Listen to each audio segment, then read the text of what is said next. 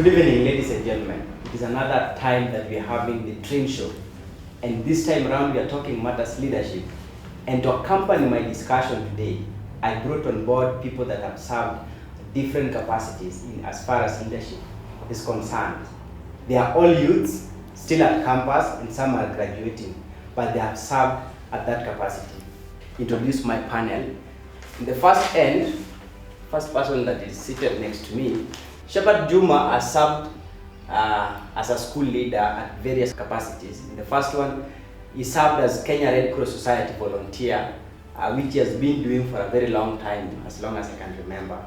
He has been the chair of several Red Cross groups across the country. Shepherd also participated in project management at Red Cross Group, and at the Riara campus, he was head of Red Cross Club, participated in creating several clubs within the Riara, and was the chair of all the clubs within the university. Currently is the chairman or the president of Riara University. Seated next to him is David Ogutu. David Ogutu is a law student from Riara. I'm so sure you're graduating next month. Yeah. That is a week or two from today. He has led several moot court competitions across here, which they won and moved across the country. And to the farthest end, the only lady in the show is Fiona Anyango. Fiona Anyango, for dear student at Kisii University, is also very active on matters leadership, and she is currently the president of Kisii University. Now, she's the Miss Lockwood currently, and she is a Young Mothers Coordinator. Okay, let me start by defining what is Young Mothers. It's an organization based that caters or takes care of young teenage mothers at Kwale County, that is at South Coast, which is the most trending issue currently in the South Coast, where we have early pregnancy, premature and all that. Yeah, so what I've been doing there is to coordinate.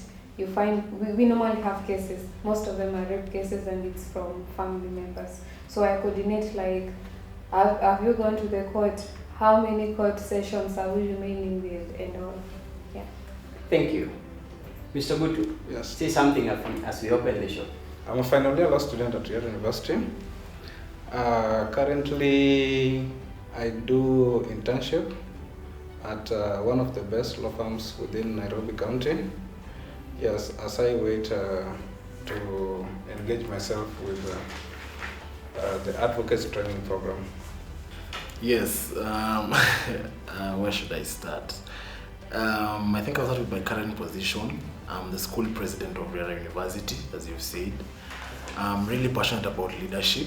I think I've been in leadership since I was in church. Not since, but I'm still in church. But yeah, I've been the chairman of the youths in my church, ACK St. Faith, Rongai. And ever since, I think I've grown to love leadership. I think what they say about a leader not born, rather they are made. I think that is one of the most true quotes that I've ever had. So yeah, I've grown into leadership since 2017, and yes, that's why I ran for the school president in Riara, and thank God that I'm now here. All of us are from campus. Now, my first question, or a topic that I want us to talk about, is about employment. Yeah. In this country, we have a lot of unemployment, whereas we have so many people who have graduated, be it from diploma courses, certificate, or degree. What is your perception on the same? The unemployment rate in this country is so rampant. Okay? And this has been brought about by so many factors. One of the factors that has brought about unemployment in this country, many employers right now opt to go for those students who have graduated from diplomas and certificates, because with those programs comes a lot of skills that students attain, as opposed to degree programs which only tend to offer theory. Okay, so many employers tend to employ students who have had some adequate skills to cater for the job they are being given, as opposed to university students who are only given theory within the 4-year course period. Okay, so that's one of the factors. Another issue, nepotism coupled with tribalism, that has also played a very big part when it comes to employment in this country, because right now for you to get employment within this country, it is perceived that you have to know someone. Okay, you have to know someone within a certain institution, you have to know someone who holds a certain docket, you have to have some kitu kidogo for you to get a certain position in an organization or a government institution, you see? And the major thing that influences that, and we were having this discussion about 2 weeks ago with a certain colleague, the reason as to why many people try to prefer the informal way. Let me call it the informal way because it is not formal for you to deny someone an opportunity, yet he has the merits for that job, and you prefer someone else who is underqualified. It's something that is out of context. Okay, it is because they tend to try to uplift their communities. Okay, out of poverty. Okay, so they do that so that they can bring their communities out of poverty, but in the long run what they don't realize is that as they are doing that, they are impoverishing another community. Okay, so that's also another factor that leads to unemployment.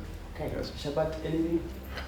I think I would want to look at the question, rather at the issue of unemployment in a different angle. Yeah, there are a lot of space. We go to a company, tell we don't need anybody here. You go to another, for example, an NGO. They say that if we need somebody, we'll call you. It's packed. But in a different angle, I would like to look at the youths themselves. Some of the youths complain of job unemployment, but you look at many of the youths, they're not, employable in terms of what? In terms of, for example, I was talking to a colleague 2 days ago, and they're saying that there was a job in Murang'a County where they needed somebody to do with, IT. But they say that for like 2 weeks they've been doing interviews and nobody is qualified. Why? Because most of them will come to that place looking, the way they present themselves, they're not employable. Some of them are drunk, some of them are, don't have the qualification, some of them act like they don't even need that job. You understand? So apart from looking at those people who would want to employ, I would like to look at the youths themselves. Are we presenting ourselves, in such in a kind of way where we can be employed? Do we have the right skills, not only in terms of our degrees, but in terms, because once you go to an interview, or once you're looking for a job, you have to look like, you have to look presentable. So apart from looking at what he has said, of which is true, I also want to look at the angle of the youth. Are we employable ourselves? Do we have the right skills to be employed? And are we serious enough to be employed? So yeah. Okay. For me, what I would like to say, one factor is publication, or rather advertisement, or rather airing out of a certain job position, whereby I'm in a certain company or department. We need an HR officer, or maybe we need a public administrator. And I'm the one coordinating the whole program. You see, I already have someone for that position from my own end. So I'll limit the publication or the advertisement of the job position. So you find most of the time people don't get the correct information either, or they don't get this advertisement or this job application, because you see today most of the things are being done online. Most applications are being done online. So if you limit, you find it doesn't reach a lot of people. So opportunities just pass youth like that. A good example, it was the current Kenya Youth Empowerment Program. They had let me use the word a contest for the youth, where you show what you have done in terms of business or what you intend to do. But you find this information did not reach a lot of youth. In fact, most of them are not even aware that Kenya Youth Empowerment Program is having such opportunities and chances. So I'll say that is one of the factors. Again, the obvious one is the experiences. You find it's always 10 years experience, 5 years, and you don't even have any. And then they include there, do not count attachments as part of experience. So you see, and maybe that's what you had. I think when it comes to being presentable, I want to look at it at an angle whereby how you present your credentials, okay? How you present your credentials to the person whom you are seeking that employment from, because many people, you might find that many people, opportunities you can miss an opportunity not because you are not equipped with the knowledge and the skills to do that particular job, but because you didn't present your credentials in a manner that company requires, in a manner that company requires you to present your credentials. For example, you present your credentials and miss some particular things. For example, you have done your degree, right? You are done with your degree, you have gotten your certificate, but now when applying for the job, you just present your CV, you just present your certificate that you have gotten from the institution that you have done that particular degree in, but you fail to include your Form 4 certificate. You see, the moment you fail to include your Form 4 certificate as part of your credentials, then questions of credibility and accountability will definitely arise. Yeah? People will start asking malicious questions like, why is that person hiding his Form 4 certificate? What is the mischief? What is the mischief behind that? So you see, in as much as the youth of this country have the necessary papers, have the necessary skills to do the kind of job that they are required to do, I think how they present whatever they have also matters a lot. And these skills they can be learned from anywhere, the internet, and yeah. Okay. Again, to interject, what I think is so important that is causing most of this kind of challenges, many youths today don't understand their courses. Maybe you are doing it because you had somebody else is doing it, or maybe you admire a certain organization or a company and they take such a course. So you find, what I mean is, for example, this is a job position and they're looking for someone who's done business administration and it's equivalent. You see, many people don't understand that word. In short, it starts from you understanding your own course. Because if I saw such an opportunity, I have done public administration, I'll apply for that job because I know it fits in that field. You get, you have done environmental and combined with community development. But now they've asked for a community developer. You don't apply because for you also have environment. You see, this person has not understood it's a combined course. But now there you go and present the community development degree part of it. So I think it's also start with understanding your own course and where you belong.